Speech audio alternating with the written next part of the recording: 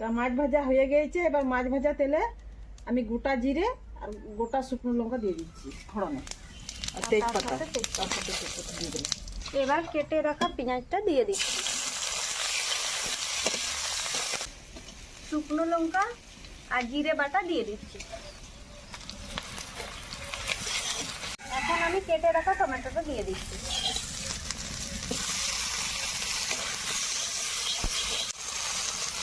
এখন আমি স্বাদ মতন লবণ দিয়ে দিচ্ছি, হলুদ দিয়ে দিচ্ছি।